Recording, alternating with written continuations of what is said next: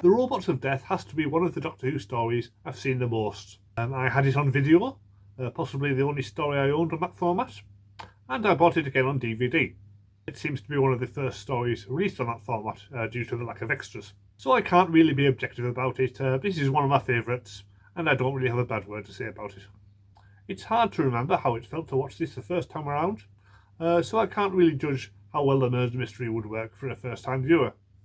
The killer mostly stays in the background, not drawing too much attention to himself, so it's possible viewers may not have noticed him at all. And if they didn't, the scene in episode 3, where he appears in distorted video form, would make it pretty obvious, as the video isn't distorted nearly enough to make him unrecognisable. Perhaps he should have been wearing the hood that he only wore in one scene. The writing is a large part of why this works so well. Though we only see on board one man in ship, a whole future society is sketched out here, with the robots doing all the work and the humans just lazing about until they absolutely have to do something, whereupon they all put on ridiculous hats for some reason. Chris Booker's writing expertly portrays the tensions between a large group of diverse characters all living and working together in the same space, and it's no surprise that he went on to write all the best episodes of Blake 7, which did a similar thing. The look of the show is exceptionally impressive. The beautiful Art Deco sets are packed full of stylish details. The crew costumes are extremely elaborate, and the robot costumes are an excellent design, possibly inspired by Egyptian mummies. If it was done nowadays, their mouths would probably move, but they look a lot more uncanny this way.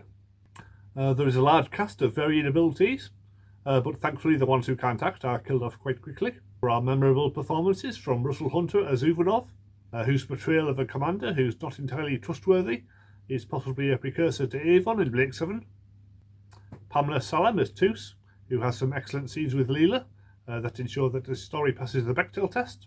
And David Collins as Poole, whose character goes mad without ever going over the top. But best of all is Gregory DePaulnay as the robot D-84. His double act with Tom Baker works extremely well, and it's a shame they have to kill him off at the end. In an alternate universe, he could have been the robot companion instead of K9. This is Leela's second appearance, and it gives a much better idea of how her character will function as a companion going forward. Her relationship with the Doctor is still somewhat fractious.